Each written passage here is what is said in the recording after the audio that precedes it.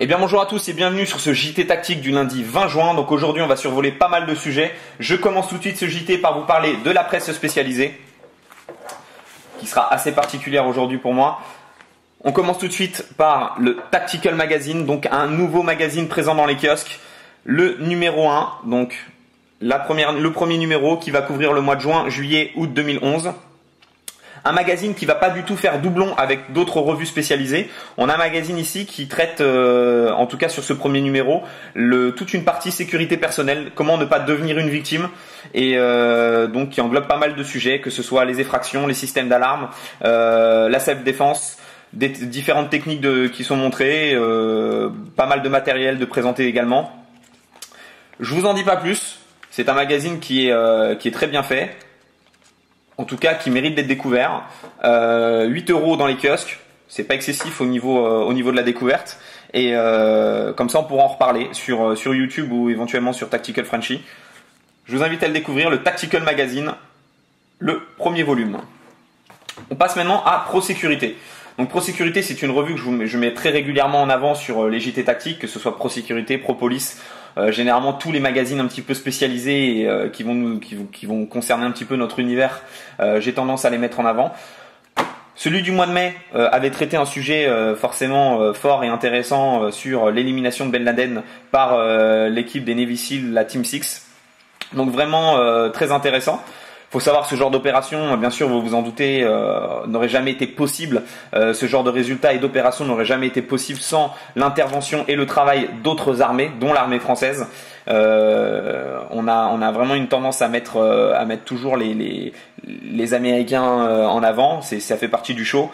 Le résultat est là aujourd'hui, c'est sûr. C'était la Team 6 qui était présent le jour J à la Villa pour l'élimination. Maintenant, d'autres armées ont travaillé sur cette mission et il faut le savoir. Maintenant, l'article reste très intéressant. D'autres sujets sont traités, bien sûr, comme toujours. Les interventions de Thierry Delief pour tout ce qui est mise en situation, menottage et pour certaines revues, la manipulation du tonfa et Ito. ProSécurité du mois de mai, encore peut-être disponible dans certains kiosques, je l'espère pour vous. On passe maintenant sur ProSécurité du mois de juin, donc un numéro très spécial, le numéro 94. C'est une première pour moi. Olivier Achard, qui est le journaliste spécialisé par ProSécurité sur les écrits, généralement tout ce qui touche les articles sur les couteaux tactiques, couteaux de terrain, m'a ici proposé un article de 5 pages. Donc un article de 5 pages entièrement dédié à mon travail. Et donc je te profitais de cette vidéo et de ce JT tactique pour le remercier. Merci de son professionnalisme et de l'intérêt qu'il a porté à mon travail. C'est une première pour moi, un journal spécialisé qui écrit, en tout cas qui consacre un article complet à mon travail et je l'en remercie. Donc ProSécurité, bien sûr d'autres sujets peuvent vous intéresser. Il y a plusieurs sujets de traité, la 5.11, tiens, la Rush Mob 6, un des articles que je vous ai présenté, donc un autre point de vue. Des lampes, des voyages un petit peu partout. Donc ProSécurité numéro 94, un numéro très spécial pour moi qui je l'espère sera très spécial pour vous aussi.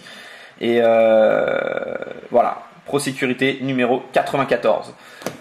Donc on passe maintenant sur de lames fixes de chez SOG que je viens d'avoir. Donc je voulais partager ça avec vous pour vous montrer un petit peu deux super produits de chez SOG qui sont très très connus, deux références que j'attends depuis un moment. Ça fait partie des achats que je repousse régulièrement pour acheter autre chose. Ça fait partie de ma petite liste de courses que je tiens minutieusement.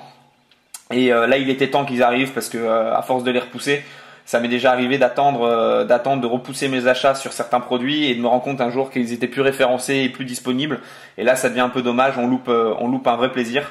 Moi, sur ces deux références que j'ai pris là, j'ai pas pris de risque beaucoup parce que on a deux grosses références de chez SOG qui en ont fait le succès. Voici la petite dague de combat utilitaire de chez SOG, le modèle Pentagone avec son double tranchant original, lame lisse et lame full serrated qui va nous permettre une certaine polyvalence dans les coupes.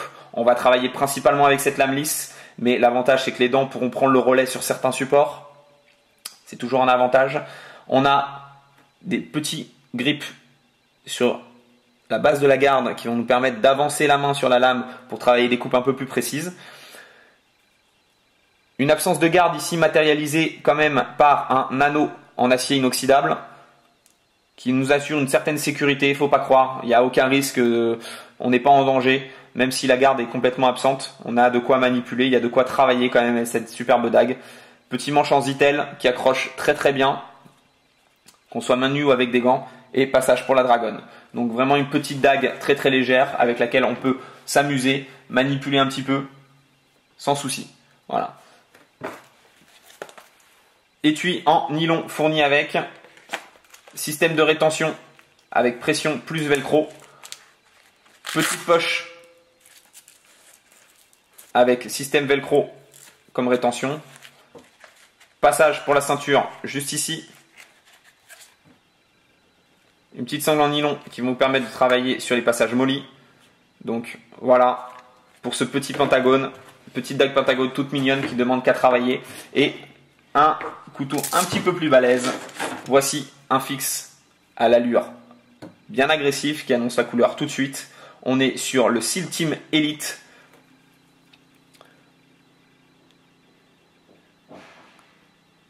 Finition combo.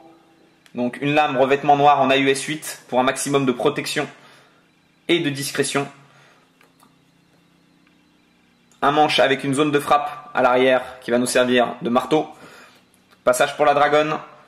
Une ligne pas vraiment épurée, très anguleuse, qui va nous permettre d'avancer la main. Comme vous pouvez voir, une multitude de grippes sur le dos de la lame pour travailler de plein de façons différentes. Un contraste qui est assez sympa avec ce couteau-là, on a un dos ici sur la base de la lame qui fait 6 mm. Donc ça laisse un corps au niveau de la lame, un corps très très massif et costaud. Mais on se retrouve ici avec un tranchant en émouture creuse pour justement exercer des coupes fines et même puissantes.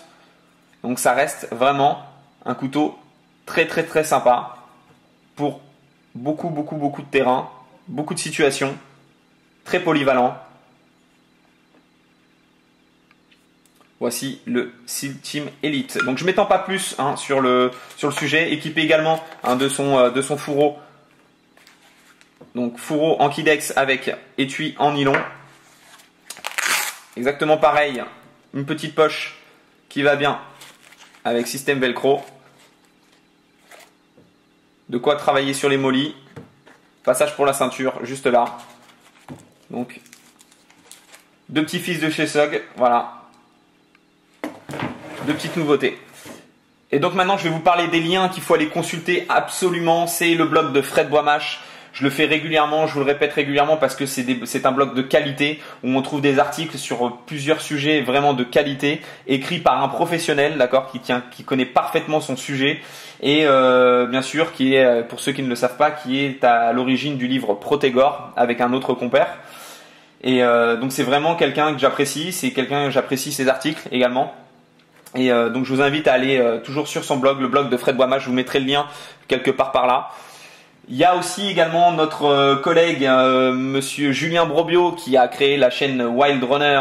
Donc Julien Brobio, pour vous le présenter un petit peu, c'est un mordu du genre aussi, qui est un passionné d'activités outdoor, qui de façon la plus simple aime partager son univers et ses activités et vous donne des petits conseils, vous présente des articles et vous donne des petits conseils sur vos techniques, tout ce qu'il faut faire en extérieur, monter un camp et comment s'en sortir dans la verte, comme dirait mon collègue Inumura Sensei. Donc aujourd'hui, moi je vous invite à aller voir ces chaînes.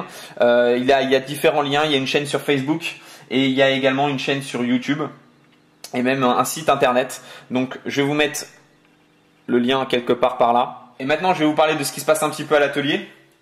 Donc comme je le fais régulièrement à la fin du JT. Donc comme vous le savez, en ce moment une grosse communication sur la ligne du GT6. Donc le GT6 ici, on est sur une petite pièce, on est sur le micro GT6 comme vous pouvez voir. Une toute petite version du Raptor GT6, la version d'origine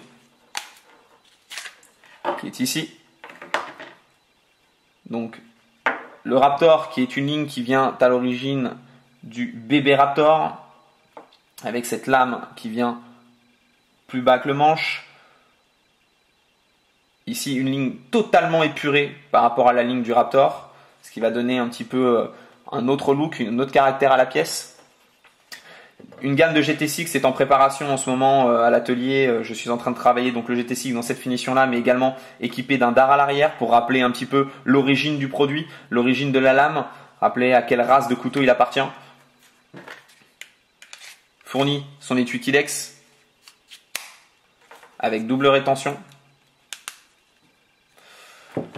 Donc ça, c'est ce qui se passe en ce moment à l'atelier. Bien sûr, vous vous en doutez par rapport à ce que je vous ai dit sur le début du JT, un article dans une presse spécialisée, ça booste toujours un petit peu, ça fait vraiment plaisir. Je connais aucun artisan aujourd'hui qui serait pas fier de voir son travail exposé et expliqué dans une revue spécialisée et mis en avant.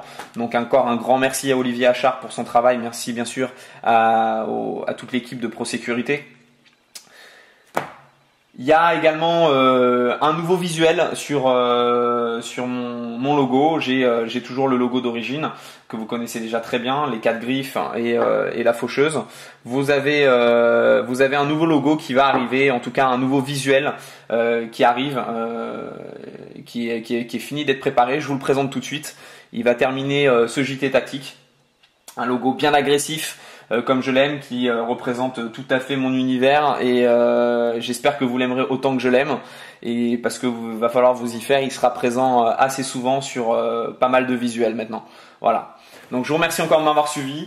J'espère que ce petit JT vous a plu. Un JT comme je vous l'ai dit qui était assez particulier et très personnel avec ce nouveau sujet sur ProSécurité.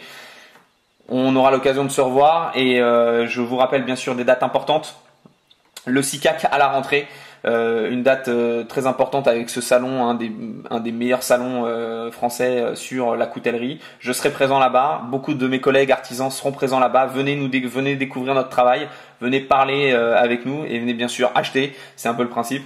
Et donc je vous retrouve là-bas. Donc c'est le 23 et 24 septembre. Vous allez avoir toutes les infos sur la passion du couteau ou Excalibur. Merci à tous. À bientôt.